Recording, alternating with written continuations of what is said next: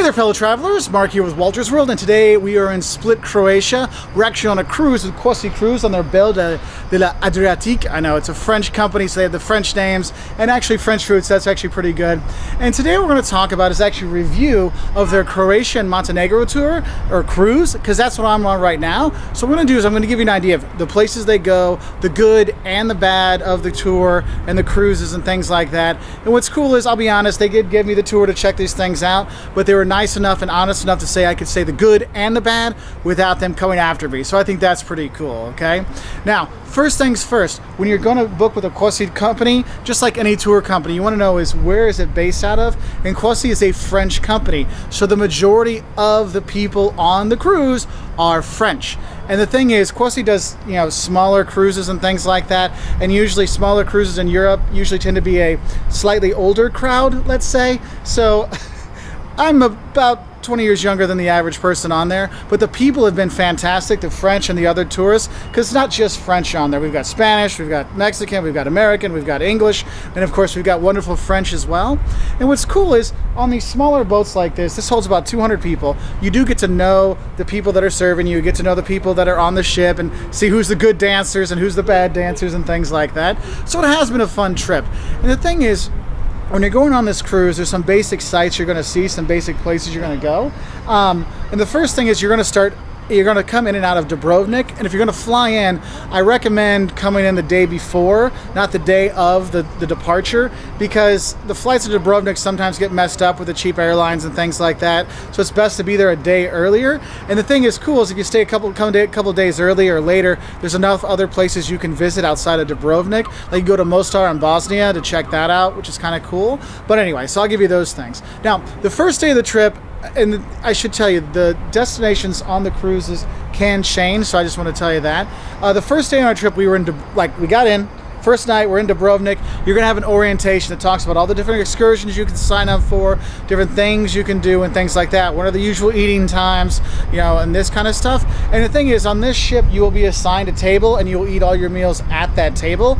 And most of the meals here, it's a 3-course meal. You don't really get there's not an option. This is what we're having today. However, if you do have, you know, stomach trouble, or you don't eat red meat or something like that, they will go out of their way to make stuff for you. There's actually an English couple on here. The husband was a little ill and the wife didn't eat red meat, so when we had this amazing beef the other night, dude, it was actually pretty good. They actually made a fish dish for her and made a light plate for him because his stomach was hurting, and I thought that was really great. Now, the destinations on here, you start in Dubrovnik, so you spend the first night in Dubrovnik, and actually the first 2 nights you actually are in Dubrovnik. And so the next day you can do a tour of Dubrovnik, a kind of a history tour of the city, which is kind of neat to learn about it, visiting the monasteries, and then you have time afterwards, you can go walk the walls and do kind of stuff to explore more of Dubrovnik. And the thing is, Dubrovnik is packed with tourists, so you'll fit right in, because there's a lot of big cruise ships that come in there as well, so they've got all kinds of stuff for the tourists there. That's great. The next day on our trip, and the thing is, the destinations may change depending on weather patterns and things like that. The next place we went was Kotor, Montenegro, which was beautiful because you come into the Bay of Kotor and these 2 little islands you'll see. They're just gorgeous. One was made because they dumped a bunch of rocks there and sank ships there. There's these churches, and it is so cute. And you get into Kotor, and you can do, again, their classic tour, just to give you the nice tour of the city, to take you to the cathedral and show you the stuff there. And they've got the ramparts, so you can walk up these mountains, because it's like fjords you're going there, and that was really cool. Then that evening you get back on your boat, you head to Sibenik. Sibenik is, well, in the Sibenik day you're going to do 2 things. One, you can sign up for a tour, and first thing it'll do is take you out to the Krka National Park, and there's the Krka Waterfalls there. And it's this waterfall system, and you can walk around it. I had no problem walking around. We had some older people on there as well. They didn't have too many problems getting around. But it's like a 2-hour walk around, things like that. It's about a half-hour bus ride outside of town. And the thing is, they have guides in whatever language you want. They had Spanish language guides, English guides, French guides, and things like that.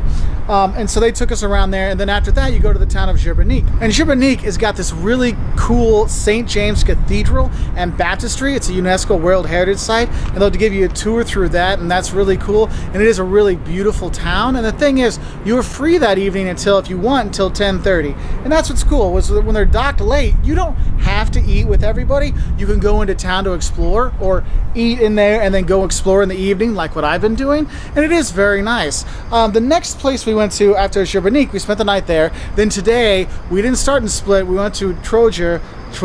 I say it horribly, but this is a nice tiny medieval island, about 900 meters by 600 meters. Nice guide through there. Again, the cathedral, you'll see the ABC. Another bleeding, bloody church, you know, kind of thing. But the thing is, all these towns you're going to be going to have these little winding roads, and they can be a little slick, so I do recommend you bringing some good walking shoes. And Sibenik and Dubrovnik and all of those. And the thing is in Trogir, you have this nice little walk around. You can walk around the island like 15 minutes. It's not that far. It is really nice to do, but you want to see the portal on the cathedral. It is really amazing, okay? And then what you do, that's your morning. So you get like 2.5, 3 hours there. You take a tender there and a tender back, and then you come here to Split. And Split's got the Diocletian's Palace here, and you can go check out the underneath there. You can go see all kinds of churches around town, the walls, because the thing is, the palace, the city was actually a palace, and they built the city inside of the palace, which is really kind of cool. So you don't want to kind of adventure around there. And this is one of those ones that, again, you're going to spend a little late evening here in Split. You don't leave till about, you know, well, we're not leaving till about 10:30, so you can go and explore things. And what's cool is Split's got a bunch of stuff and bars and restaurants to check out, but you can come back and forth. And the thing is, each night there's been a different kind of theme thing to do. Last night was when the crew did their talent show kind of stuff, so it was fun with a lot of dances and stuff like that. And the night before was a dancing, and you can go to the bar and stuff like that. In terms of the bar, I guess you want to know about the food and things like that, or the drinks. Look, if you sign up, you basically get like the house wine, house beer, and house soda comes along with it. If you want to get any like whiskey or stuff like that, you're going to pay extra. Looks about like €4 for an extra drink, those kind of things. But it is a funny time. And the thing is, if you are an older couple, this is an easy thing to do. For young people, it's not a party boat. Okay, I'm not gonna lie to you, this is not a party boat. This is more if you want to see culture. If you want to see the culture of these towns throughout the Adriatic, this is a nice one to do. I've enjoyed it because actually the highlight I've had is the guides they've got, because in general, Croatia's got really good, like the people are really proud of the country, so the guides are really proud. But the ones we've had here, these have been excellent guides that actually, they don't just read, like memorize the Rough Guide or the Rick Steves or Lonely Planet. They actually know the stuff, and they can answer not just the first question, but the second and third and fourth. And we have some ladies here that really are like, what is that relief right there in the top left corner? And they knew it. I was like, dang, that is awesome to get really down to earth, really good tour guides. And that's some things I've really liked. Now, tonight you're gonna have some local singers come in. There's these a cappella singing you have in Croatia, and you'll see it a bunch of places, in Trogir, in Sibenik, and you'll get it on the ship as well. Now, after Split, you've got Hvar Vis. And if you're looking for a spot to probably maybe not do the excursion, I'd say Hvar is a nice place just to relax, because there's a little stone beach you can go to. There's a couple monasteries you can see. The Benedictine monastery, there's these old ladies that are sewing lace. It's like a UNESCO Intangible World Heritage thing, so you can see that. And then there's a beautiful painting of the Last Supper in the Franciscan monastery. But in general, it's really more of a just relaxing place. So if you're getting kind of burned out on the excursions, that would be a good day to take off, okay? Vis itself, when you go to Vis in the afternoon, there's not really much in Vis. There's another stony beach, so you can go swimming, or there's a little promenade you can walk on, but you know, you're only there for a couple hours, so I use that time actually just to kind of relax and film some videos, so you do have those there. And then at the end of that, you come to Korcula, where I'm at right now. And Korcula, the first night, you'll see the sword dancing kind of stuff. It's a little slow to start off, but it is kind of interesting when they really get going, so that was kind of nice to do. It's only like 40 minutes, so you're probably gone a max of an hour from the ship there and back. They say it's a 7-minute walk. It's a little bit more than 7 minutes, maybe 10 minutes, but there's not really too many steps until you get there, so that's a little bit more helpful. And then later today we go to the national park, where it has the island inside the lake that's inside the island. You have that, and that's actually do a tender onto that national park. You have 3 tenders when you are on this ship. We had a tender coming into Trogir. That's the small island. We had a tender. We'll have a tender going to the national park, and then we had another tender going to Sibenik. So you did have that. And the thing is the water here is very calm. So there wasn't a lot of this up and down stuff, so it was very easy. There was a lot of people with canes and with the walking sticks that actually got in the tenders okay, so there's that. However, I will say, if you do have trouble with steps, a lot of the towns around here do have a lot of steps because they're on the mountainside stuff. So you might want to ask for in terms of the excursions, hey, how many steps they're going to be, because it might hurt a bit. But if you're not having any problems walking around, it's not that bad, so you're going to be okay. And then you get back to Dubrovnik that evening, and the next morning, about 9 a.m., you get off the boat in Dubrovnik, so you can do that. Now the thing is other things you might want to know about. The crew, the base language is French. Everything comes French first, English is second, and it seems like the French is a lot longer than the English, so there is that. One thing I will say is a lot of these towns have like stone pavers, and if you're here and it's wet or it rained or anything, I would be careful with that because it can be pretty slick. I've almost wiped out, okay, when I was there, so do watch out for that. Some other things I will tell you about the ship. There's a lounge in the front, okay, and there's a guy playing music every day, and that's where in the evenings sometimes you'll have, you know, little get-togethers and stuff. That's where you have the dancing and the drinks, and the daily cocktail is there. There's also at the back of the ship, or aft, there's another smaller bar there you can go to, and that one has a little deck you can walk off and look out the back of the ship to see the streams going back, so that's nice.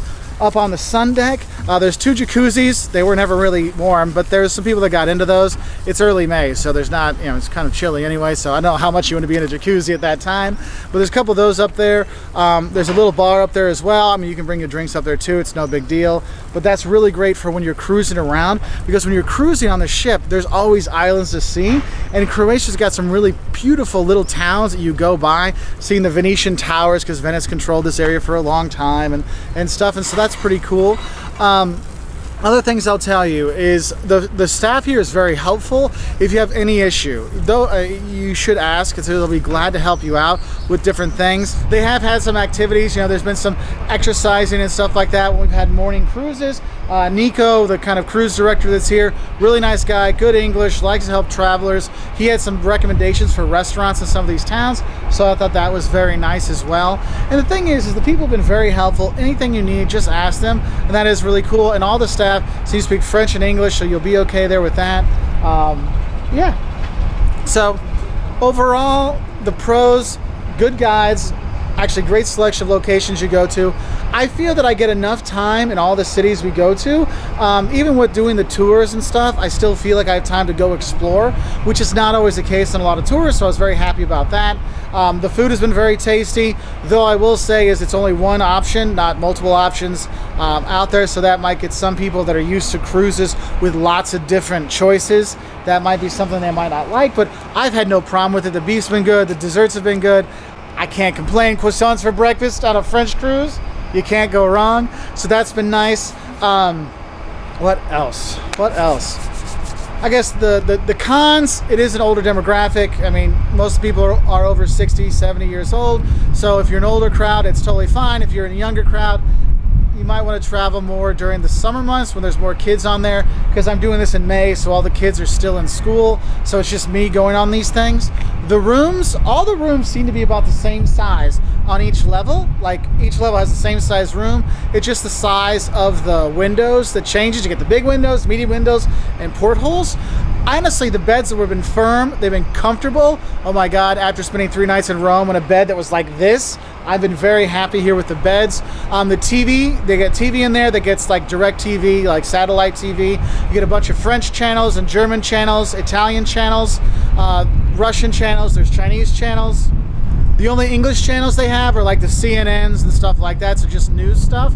But they do have a couple movies they put on during the day that just keep repeating themselves, and they'll be in the original language, so like English with French subtitles, so you do have that. The cleaning staff is very good at cleaning. Everything is done up very nicely every single day. It's just like a normal hotel. You want new towels, put it on the floor. It'll be clean for you later in that day. Every day you get a little newspaper that tells you what we're going to do the next day. Sometimes they take them too soon, so make sure you save those so you can remind yourself what you're going to do, because it'll have the timings like when dinner is, when lunch is, what you're going to have for dinner, what's for lunch, when the excursions leave. If you're the English language tour, they'll tell you you are in the first group or the third group or whatever. They have those things out there, and that's been very helpful.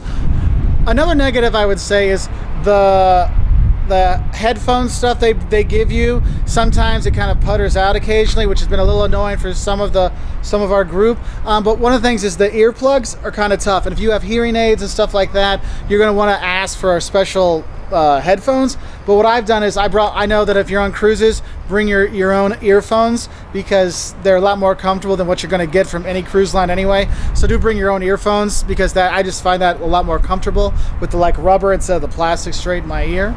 Another thing is, since it's, you have a French and then English and stuff like this, at first people don't really talk a lot, but then everybody starts to open up after a couple days. And we've met some really nice French people on here as well, and I speak like a petit peu de français, and everyone's been very friendly and stuff like that. Perfect French. And the people are very nice, and I know a lot of people say bad stuff about the French, but you know me, I love the French. We go to France all the time, and the people here have been great. So overall, would I give it a thumbs up? Yes, I would go on a thumbs up, and yes, I would go on this. Some things I would recommend for you to bring when you do come on this trip is bring a good pair of shoes. Bring a good pair of shoes, because since you got a lot of steps and some slick pavers and stuff like that, you're going to want to have a good pair of shoes. Another thing is, if you're going to go in the water, which there's not, I mean, maybe in Vis or Hvar you can do that. Other places you're probably not going to do it very much. Maybe in Mljet you can do that, but I would bring a pair of water shoes, because the beaches here are stones and pebbles. This isn't a sandy beach. This is stone and pebbles, and they hurt. Oh yes, they hurt. Okay, and in Vis they have sea urchins, so you really don't want to have that. So, and I'd recommend getting them at home, because what I've seen is the ones they sell in the tourist shops here, a lot of them are just like a cheap knockoffs kind of stuff, so they're not that good. So if you want to have those, have those. You don't necessarily have to. I haven't gone on the beach, but I'm not really beach body ready at the moment, so it's not too much of a problem. So there's that there. So I hope that helps you decide if you want to go on this. But for any cruise, it is important to always figure out, do your research. What are the destinations? What's the usual age category, typical client on there, things like that. So you want to read reviews, just so you have a better idea if it's the right cruise for you or not. And for me, I do not like the big, huge cruises with 3,000 people. It's just too much. I like these smaller cruises with 200 or less people. So these coastal cruises and river cruises, they really are a lot more friendly, get to know the people better and things like that. So that kind of helps out. Anyway, I hope that helps you know a little bit more about the Croisi, Croatia, and Montenegro trip. And if you are interested, obviously go check them out. Sign up or try other ones. And even if you don't sign up for their cruise, this is a really great area to visit, from Dubrovnik and Split and Hvar and all those places. So do check it out, because Croatia is pretty cool. So I'll say bye from Split, heading back onto La Belle de l'Adriatique from Croisi, Europe. Bye.